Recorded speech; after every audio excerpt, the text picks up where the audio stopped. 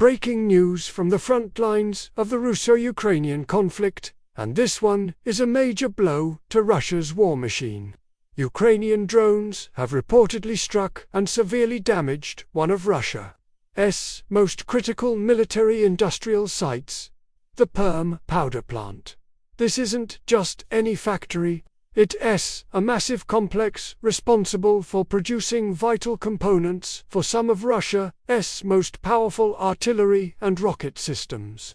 We're talking about charges for Grad and Smerch, multiple launch rocket systems, and air defense systems. The estimated value of this facility, a staggering $7 billion. The implications of this attack are massive, potentially crippling Russia's ability to sustain its artillery bombardment on the battlefield.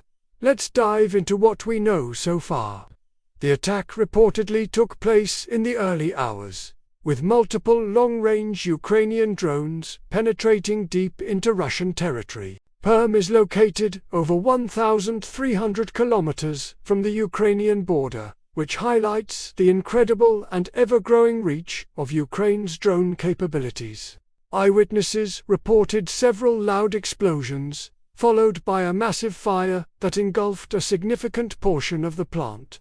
Videos circulating online, which have been geolocated to the Perm powder plant, show the facility ablaze, with thick black smoke billowing into the night sky. Russian emergency services were seen rushing to the scene, but the scale of the fire suggests that the damage is extensive.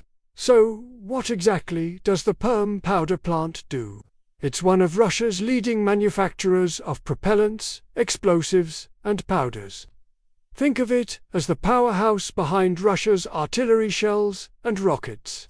Without the propellants produced here, a rocket is just a metal tube, and an artillery shell is just a heavy piece of iron. The factory is a cornerstone of the Russian military-industrial complex, supplying the ammunition that fuels their operations in Ukraine.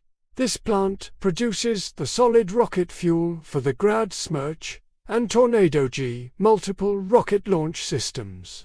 It also manufactures propulsion systems for air-to-air missiles and propellant charges for naval artillery. Its production is absolutely essential for the Russian Ministry of Defense. The timing of this strike is incredibly significant.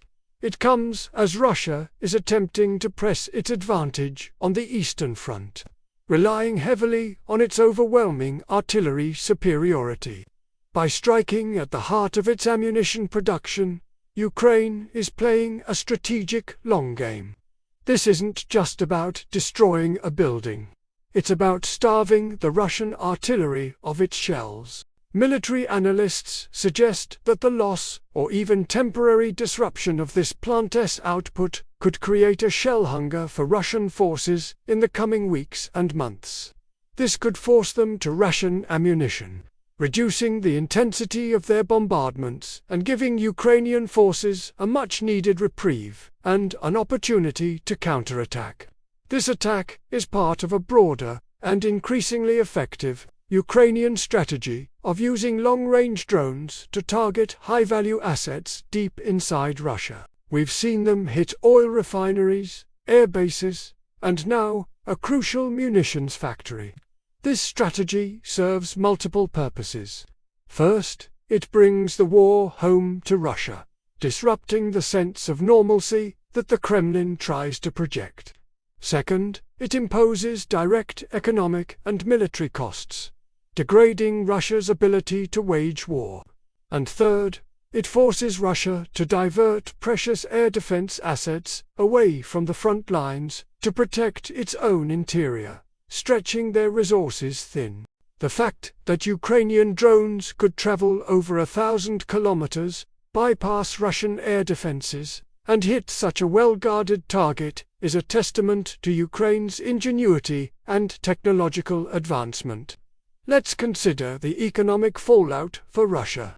A $7 billion facility doesn't just represent a financial loss. It represents a loss of critical industrial capacity that is incredibly difficult and time-consuming to replace, especially under the weight of international sanctions. Specialist machinery, expert personnel, and complex chemical processes can't be rebuilt overnight.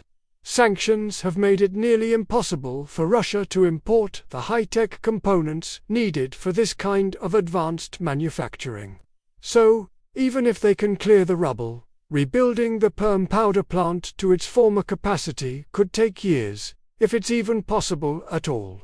This strike is a long-term strategic win for Ukraine, impacting Russia's war effort for potentially years to come. The Russian official response has been, as expected, muted. State-controlled media has largely downplayed the incident, referring to it as a small fire caused by a technical malfunction, or, in some cases, not reporting it at all. The governor of the Perm region made a brief statement acknowledging a pop and a small incident involving a drone, but insisted there was no significant damage and that the plant was operating normally. However, the satellite imagery and video evidence that has since emerged tells a very different story, showing widespread destruction to key production halls and storage facilities. This discrepancy between official statements and reality is a classic Kremlin tactic, aimed at controlling the narrative and preventing panic among the Russian population. What does this mean for the soldiers on the ground? For Ukrainian troops, this news will be a huge morale booster. They are the ones who face the relentless Russian artillery barrages day in and day out. Knowing that the source of those shells has been hit will give them renewed hope and determination. For Russian soldiers, the opposite is true. As ammunition supplies begin to dwindle at the front, their primary advantage firepower will erode. This could lead to a decrease in morale and combat effectiveness. Artillery is the king of battle, and Ukraine has just attacked the king's castle. This successful operation also sends a powerful message to Ukraine's international partners. It demonstrates that Ukraine is capable of using the support it receives to inflict serious damage on the aggressor. It shows innovation, courage, and strategic thinking. This success could encourage allies to provide Ukraine with even more advanced long-range weaponry, confident that it will be used effectively and responsibly to defend its sovereignty. The debate over supplying long-range missiles like Ataxons and Taurus becomes more compelling when Ukraine proves it can strike with surgical precision deep behind enemy lines. Looking ahead, we can expect Ukraine to continue and even escalate this drone campaign.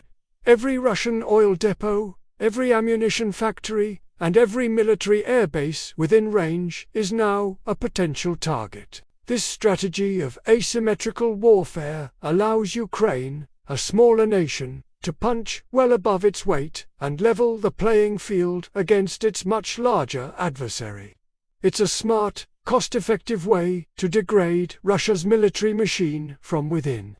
The Perm strike is likely not a one-off event, but a sign of things to come. We are witnessing a new phase of the war, one where Ukraine is taking the fight directly to the source of Russia's power. In conclusion, the destruction of the Perm powder plant is a landmark moment in this conflict. It is a tactical, strategic, and psychological victory for Ukraine. It demonstrates their incredible technological prowess, their daring, and their unwavering resolve.